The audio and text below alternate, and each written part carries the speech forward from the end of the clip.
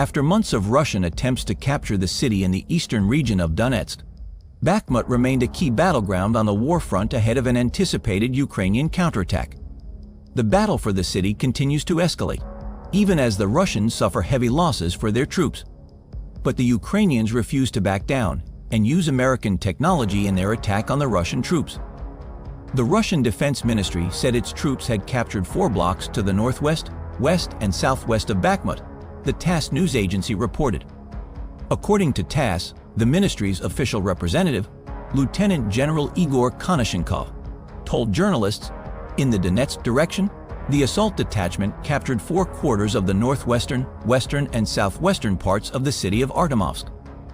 The airborne forces suppressed the enemy on the northern and southern outskirts of the city and supported the actions of the assault detachments, said Konashenkov.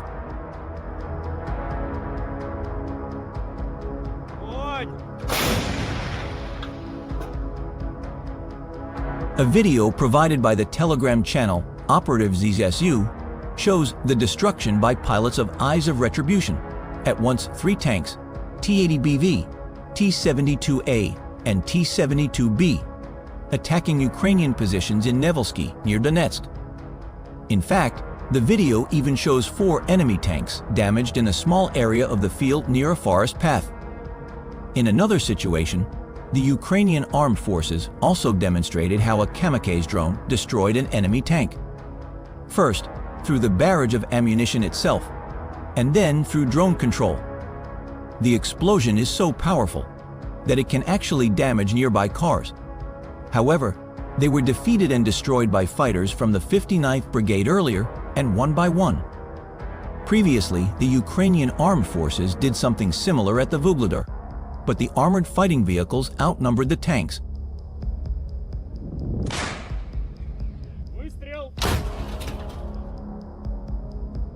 Russian occupation authorities in southern Ukraine said on Saturday that Ukrainian forces had subjected the town of Novaya Kakhovka to intensive artillery fire, which had cut off power.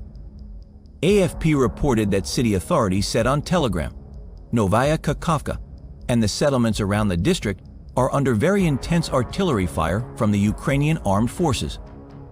Novaya Kakhovka is in the southern part of the Russian-controlled Kherson region. It lies upstream of the Dnipro River from Kherson, the regional capital from which the Russians withdrew last November. Novaya Kakhovka fell to Russian troops on the first day of their invasion.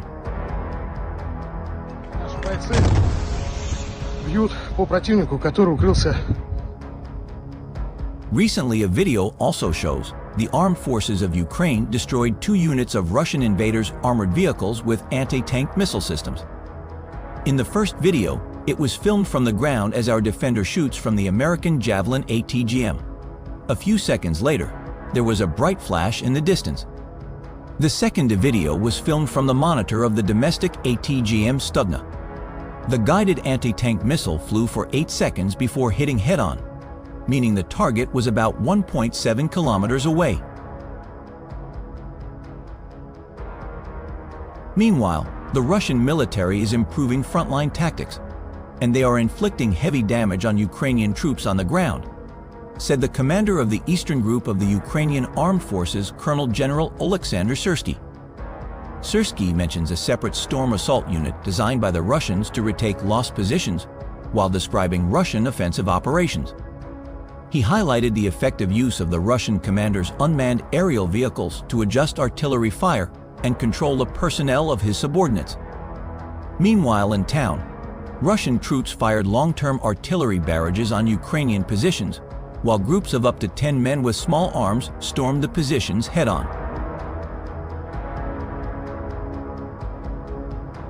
Russia's private Wagner militia, which led the attacks on Bakhmut in Ukraine and has been active in Africa, could vanish soon, founder Yevgeny Prigozhin said in video remarks to a blogger released on Friday. It was not immediately clear when Prigozhin was speaking and how serious he was. Earlier this week, he withdrew comments about the front line which he said were a joke. Prigozhin has repeatedly complained about how Russia is waging war in Ukraine.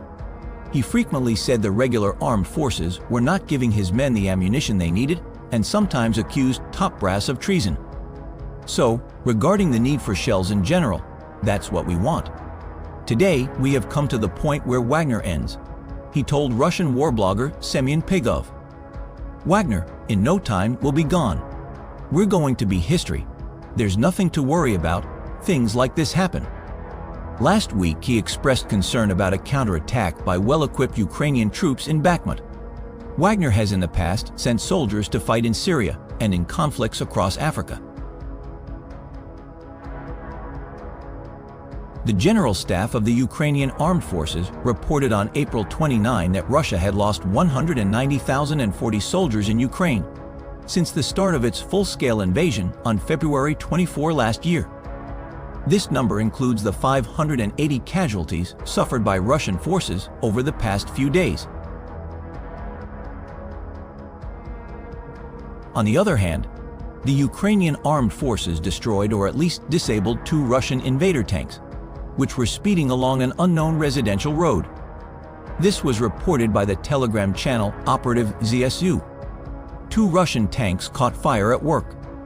He released video footage relevant to the unmanned aerial vehicle.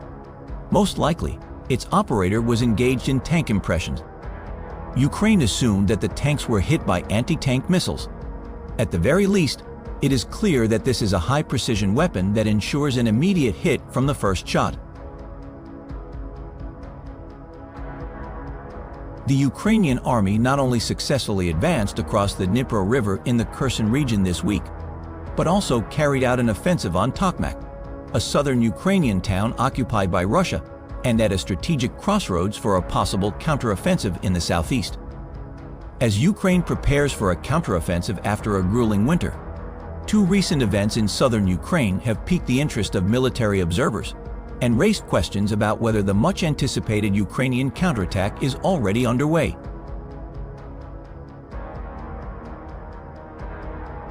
Tokmak, a small town between Zaporizhia and Melitopol, occupied by Russia, was hit by a Ukrainian shell on Tuesday, April 25. Russian news agency TASS has confirmed.